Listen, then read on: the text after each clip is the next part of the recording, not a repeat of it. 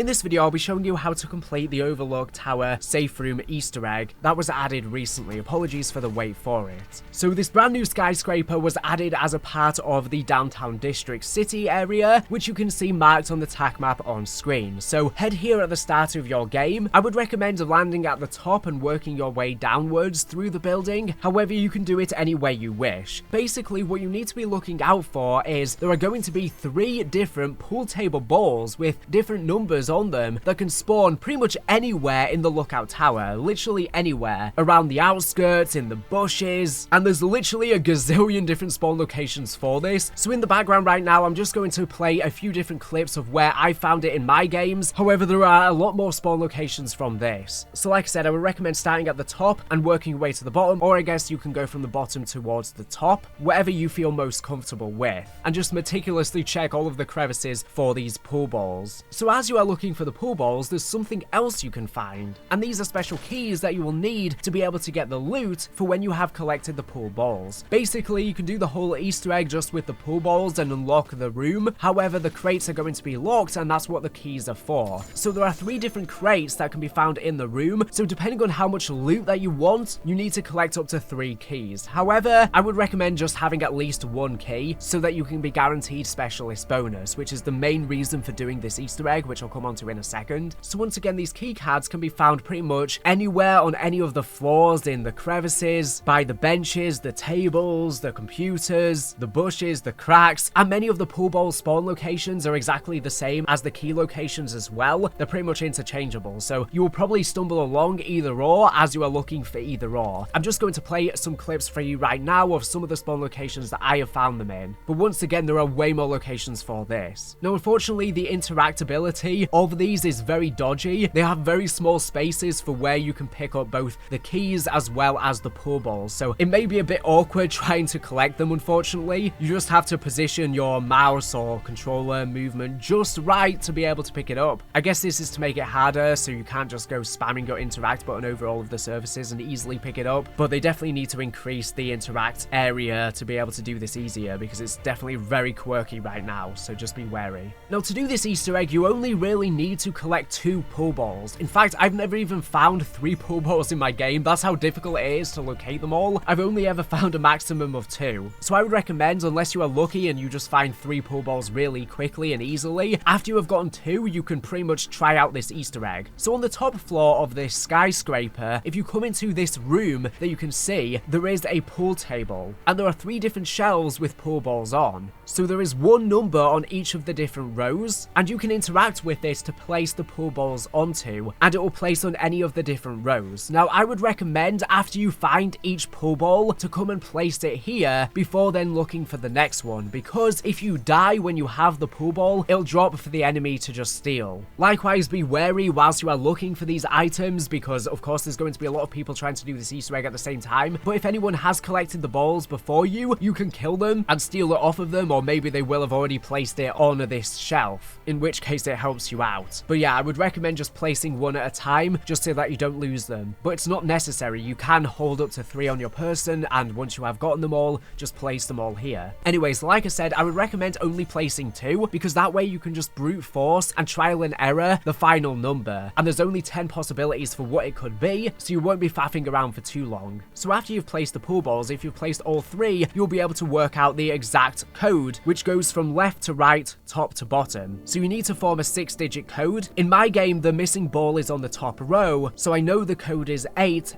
blank 5739. So I just need to trial and error the second code. However, for you, the missing number might be on a different row, so that'll be the one you have to trial and error. But once you have the code, or a partial code in this case, you can then come over to this room that you can see, where there is a locked door that has a number pad that you can interact with to input the 6-digit code. So in my case, the first number I trialed was 805739, but that was incorrect. The second one I trialed was 81 15739, and luckily the second time it worked. However, I could have gone on another 8 times before it finally worked, but luckily it worked quickly. I would recommend when you're trial and erroring the number to try a number that you have not received as a part of your pool table balls. It won't necessarily be the case, but from a probability standpoint, it's more likely to be a number that you haven't already received, so that'll just increase the likelihood, as with my case. But just keep trial and erroring it until it's worked. When you come inside, there's a table that you can collect a lot of cash, and there's a bunch of loot as well, but the main thing that you need to focus on is 3 different loot crates that you can see. Now, the same loot is going to be in every single one every single time, so you can pick what specific loot you want depending on how many keycards you've got. If you've got 3, you can open all 3, obviously. In my particular game, I only had 1. Now, the middle one has specialist in it, so that's the one I choose to open. You will get this every single game, every time you open, as well as some cash, and luckily specialist will drop for every single player that is within your game. So if you have 4 people, all of you will be able to get it. This is absolutely epic, so you can be a lot more durable armor-wise. The first crate to the left has a loadout drop marker, as well as some self-revives, and you'll get some cash, etc. as well. The third right one will give you an advanced UAV, and some other loot that you can get. But yeah, regardless, there's the loot you can get in here. You can get a gas mask, there's a hand cannon kill streak I can collect, and there's a bunch of other things. So even if you don't have any keycards, there's a few things you can get in here, but it's really not worth doing unless you do. But from my experience, the keys are a lot more common than the pool balls themselves and a lot easier to find. I don't know if I've just gotten unlucky with the spawns or if there's an even chance of either. I think only 3 pool balls spawn in a game. However, I think more key cards spawn in than pool balls, so I guess give multiple teams a chance to attempt it. I'm not 100% sure on that one though, but I've just found it a lot easier to find them in most of my games. But yeah, that is how you complete this, so let me know what you think in the comments below. Personally, this is a very tedious process. It's so difficult to find these pool balls to the point where it's really not worth doing in my opinion, but I was playing solo, so it obviously put me at a massive disadvantage. If you're playing in a multiplayer game, if you have a full squad especially, this is going to be much easier for you because each of you can go on each of the levels and you can rinse them very, very quickly. So it's definitely worth doing in a multiplayer game. Solo though, it's probably going to be too challenging. Anyways, I hope this has helped. Thank you for watching the video. Make sure to subscribe if you're not for the latest and greatest Call of Duty news information. So anyways, thank you for watching, and